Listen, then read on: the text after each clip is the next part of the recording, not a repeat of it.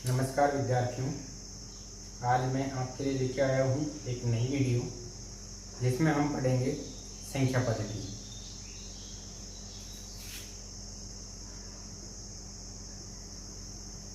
संख्या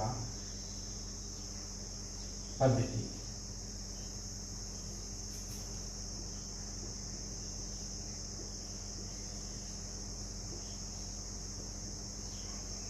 number system, यानी कि कौन कौन सी संख्याएं होती हैं। सबसे पहले चर्चा करते हैं हम प्राकृत संख्याओं पर। प्राकृत संख्या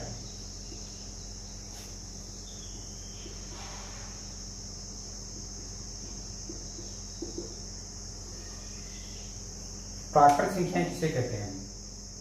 यानी ऐसी संख्याएं जो हमें प्रकृति ने दी हैं। और प्रकृति ने हमें कौन कौन सी संख्याएं दी हैं? 1 से लेके और अनंत तक। तो ऐसी संख्याएं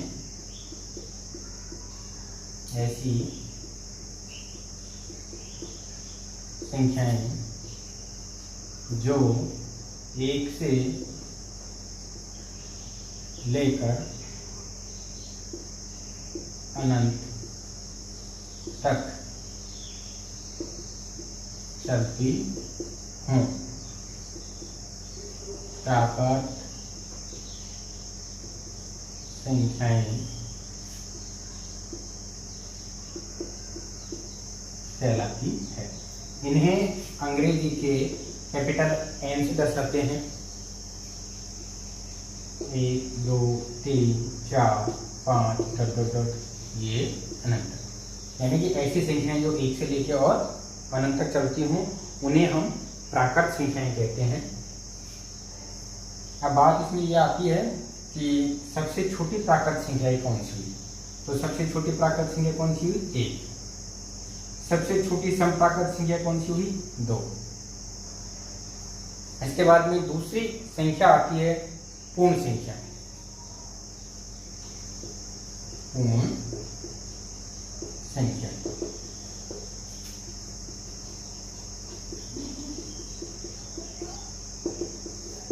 यदि हम प्राकृत संख्याओं में 0 और शामिल कर लें तो वो बन जाती हैं पूर्ण संख्याएं। ऐसी संख्याएं जो 0 से लेकर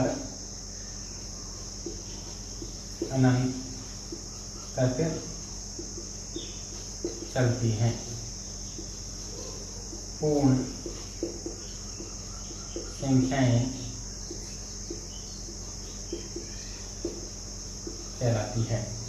इन्हें अंग्रेजी के W से व्यक्त करते हैं।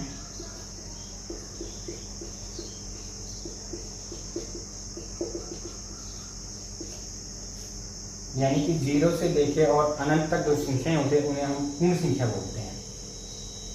यानी प्राकृत संख्याओं में 0 और शामिल कर लें तो उन्हें हम पूर्ण संख्या बोलते हैं। अब इसमें बात आती है सबसे छोटी पूर्ण संख्या। सबसे छोटी पूर्ण संख्या, पूर्ण संख्याएं 0 से लेकर और अनंत तक चलती है, इसलिए सबसे छोटी संख्या कौन सी हुई? 0। यहां से एक बात स्पष्ट होती है, यहां से और यहां तक ये कैसी संख्या है? प्राकृत संख्या। तो पूर्ण संख्याओं में प्राकृत संख्याएं शामिल हैं। पूर्ण संख्याओं में प्राकृत संख्याएं शामिल हैं। अगली चर्चा करते हैं हम पूर्णांक पे।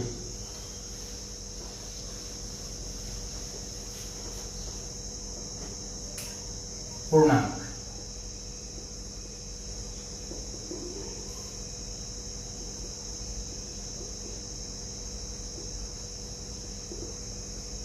पूर्णांक किसे कहते हैं?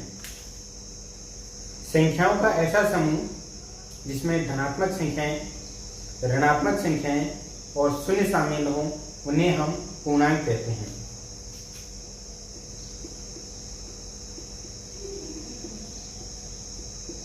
संख्याओं का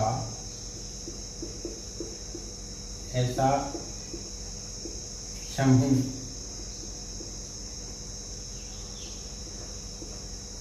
जिसमें धनात्मक संख्याएं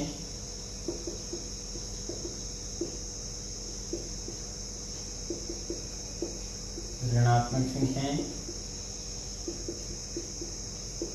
तथा शून्य शामिल हों। पूर्णांक कहलाते हैं। पूर्णांकों को अंग्रेजी के आई अक्षर से व्यक्त करते हैं।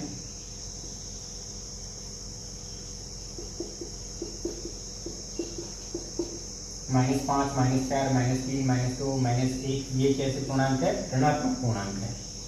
इसमें शून्य भी शामिल हो गया, प्लस का 1, प्लस का 2, प्लस का 3, 4, ये 5, ये कैसे संख्या है? धनात्मक संख्या है।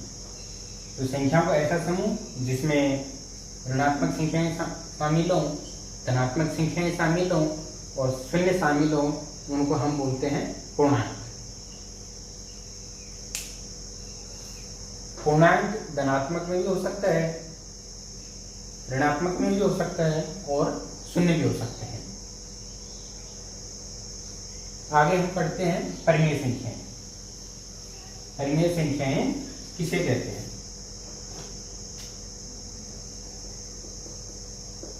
परिमेय संख्या, रेशनल नंबर।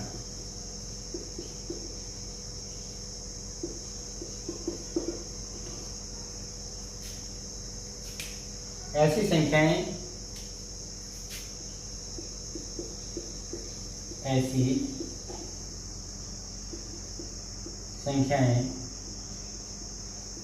जिन्हें हम P/Q, P/Q का मतलब है अंश बटे हर के रूप में लिख सकें, लेकिन Q नॉट इक्वल टू 0, अर्थात हर नॉट इक्वल टू 0, यानी कि हर का मान 0 नहीं होना चाहिए। तो ऐसी संख्याएं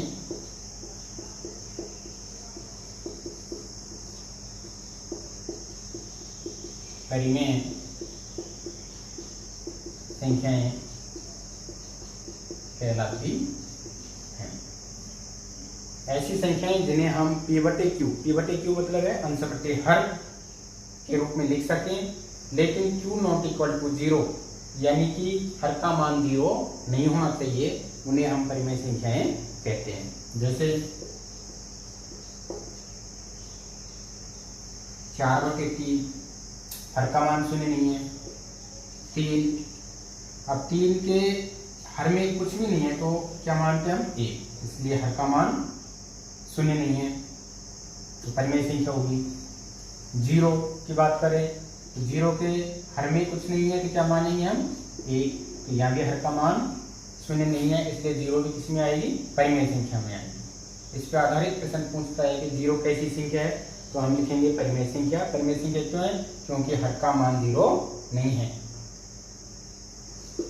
इसके बाद में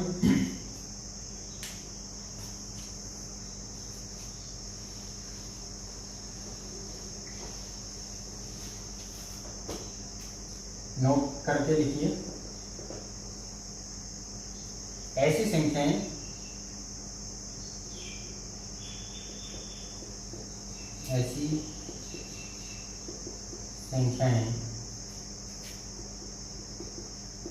जिनमें दशमलव बिंदु के बाद अंकों की निश्चित पुनरावृत्ति होती है, वे परिमेय संख्याएं कहलाएंगी। जैसे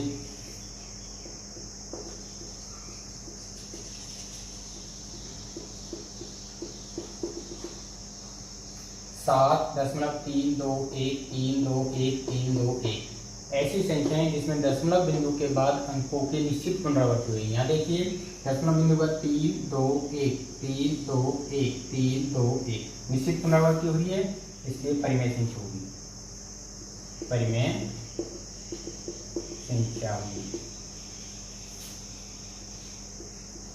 तीन क्यों प्रभार, इसको भी हम ऐसे लिख सकते हैं, अगर बार है तो इसको हम लिखेंगे एक अंक के ऊपर बार है तो उसी अंक को वापस रिपीट करेंगे 3 3 3 3 डॉट डॉट।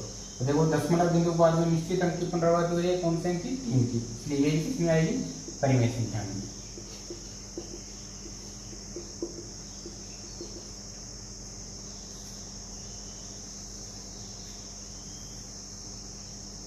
नंबर 2, यदि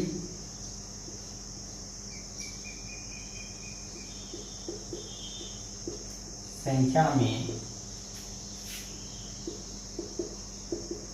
दशमलव बिंदु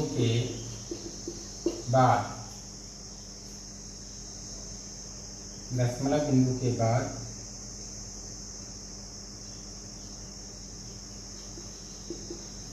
अंकों की पुनरावृत्ति रुक जाती है तो उन्हें भी परिमेय संख्या कहते हैं।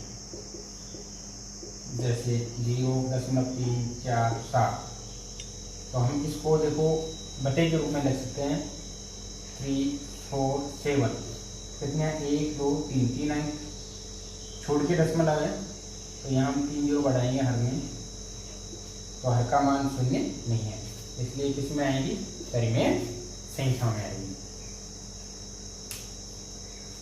अगला पॉइंट है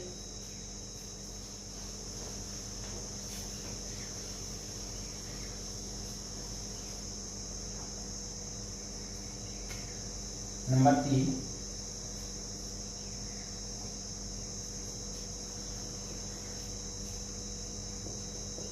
पूर्ण वर्ग व पूर्ण घन संख्याएं परिमेय संख्याएं होती हैं, परिमेय संख्याएं होती हैं। जैसे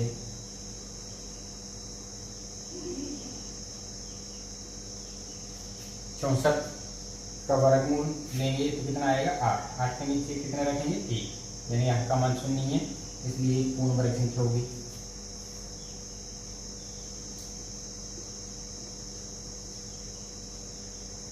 यहाँ 3 होने का मतलब है इसका घनमूल, तो 343 का जब घनमूल निकालेंगे तो वो कितना आता है 7, 7 के नीचे हर में कुछ भी नहीं है तो क्या मानेंगे 1, हर का मान 0 नहीं है, इसलिए किसमें आएगी, परिमेय संख्या में आएगी। अब बात करते हैं अपरिमेय संख्याओं के बारे में। अपरिमेय संख्या,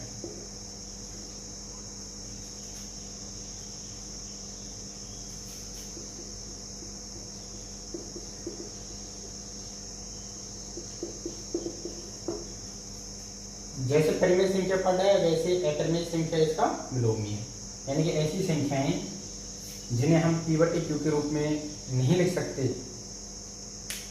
जिन्हें हम p/q के रूप में नहीं लिख सकते, उन्हें हम अपरिमेय संख्याएं बोलते हैं। ऐसी संख्याएं जिन्हें हम p/q का मतलब है अंश बटे हर के रूप में नहीं लिख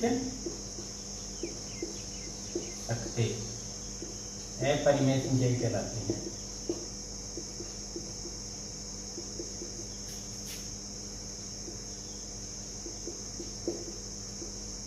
अपरिमेय संख्याएं कहलाती हैं। जैसे 9/0 लिख दिया तो यहाँ पे हर का मान 0 हो गया, यानी हर का मान 0 होते ही संख्या किसमें चली जाएगी? अपरिमेय में चली जाएगी। ये कैसी संख्या हुई? अपरिमेय।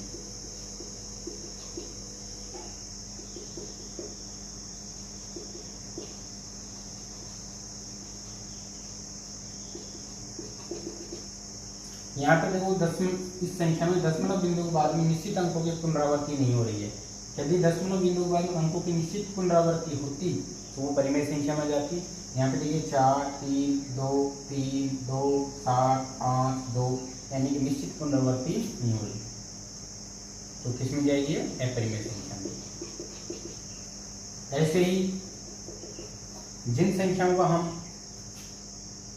पूरा वर्गमूल, पूरा घनमूल नहीं निकाल सकते हैं, वो भी किसमें आएगी? अपरिमेय संख्या में।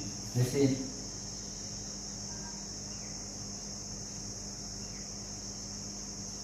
25, यहाँ पे घनमूल दिए, 25 का घनमूल निकाल सकते कि नहीं निकाल सकते, तो ये किसमें आएगी? अपरिमेय संख्या में। इसमें आएगी अपरिमेय संख्या में।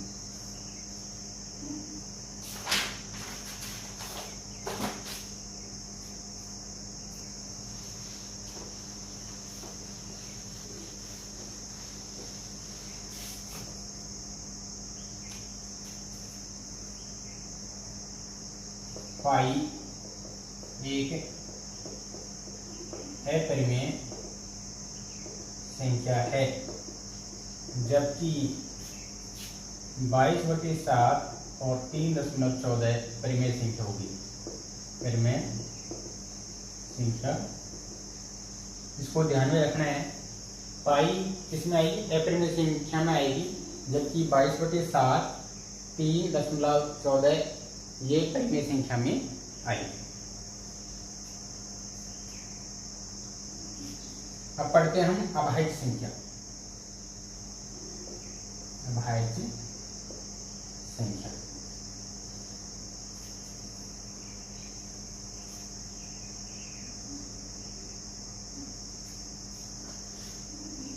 प्राइम नंबर्स, इनका दूसरा नाम रूढ़ संख्याएं बोलते हैं इनको, रूढ़ संख्याएं।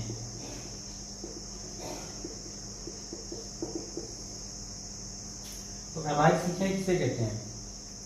यानी कि ऐसी संख्याएं जिनमें एक व स्वयं के अलावा और किसी संख्या का भाग नहीं जाए, उन्हें हम अभाज्य संख्या कहते हैं, यानी कि प्राइम नंबर कहते हैं। तो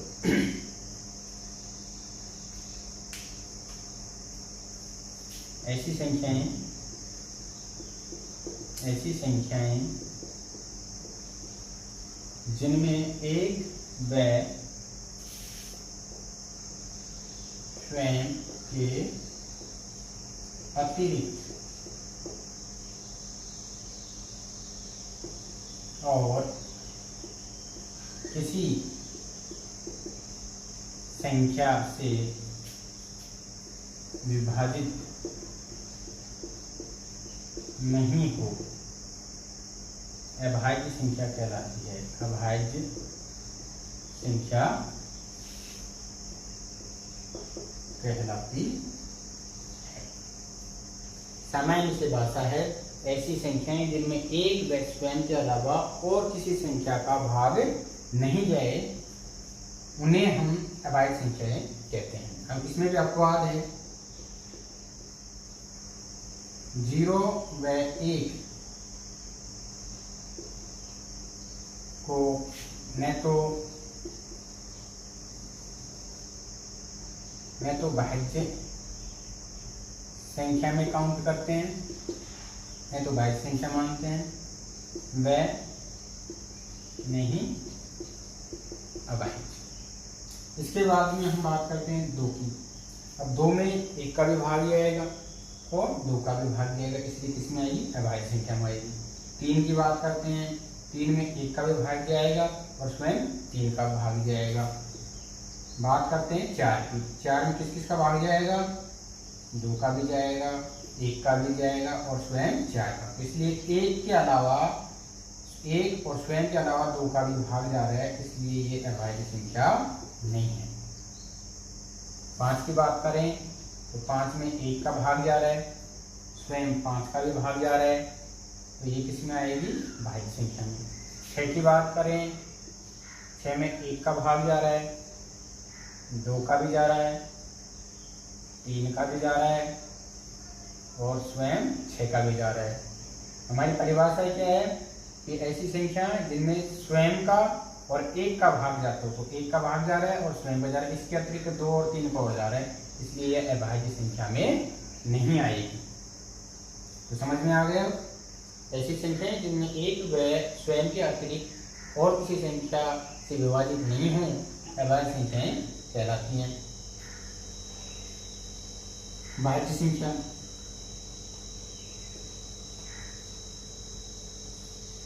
जस्ट अभाज्य संख्या उल्टा ऐसी संख्याएं जो 1 व स्वयं के अतिरिक्त और किसी संख्या से विभाजित हो जाती हैं, वो संख्याएं किसमें आएंगी? भाज्य संख्या में आएंगी। अब हमें दिक्कत ये आती है कि भाज्य संख्याएं कैसे निकालते हैं। एक तरीका तो ये है, ऐसे भाग दे के इनको निकालो। 1 से 100 तक की एक ट्रिक है, उसको मैं बता देता हूँ।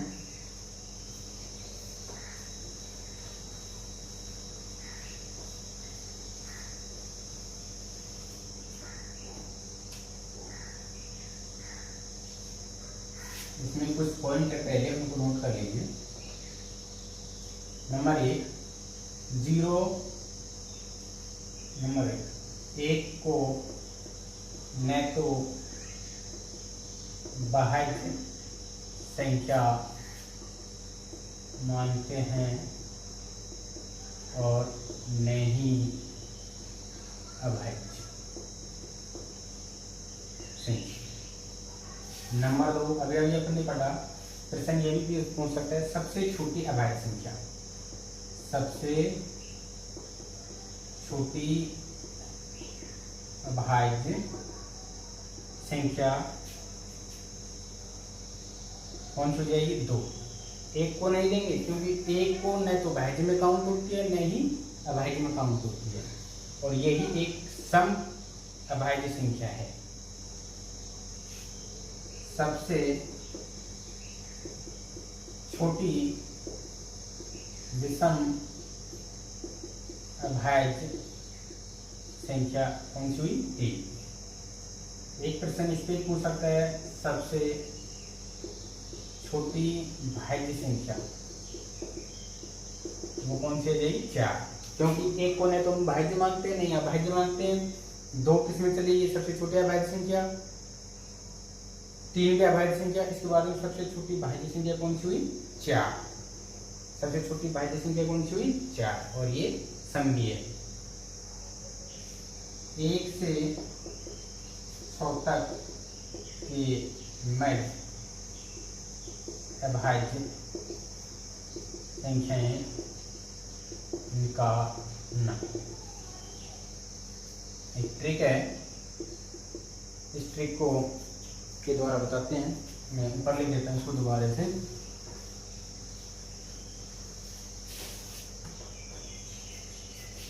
एक से 100 तक अभाज्य संख्याएं निकाल। वैसे तो हम भाग दे देके देख लेंगे भाई कौन सी भाज्य है कौन सी अभाज्य है, लेकिन एक ट्रिक बहुत काम आती है।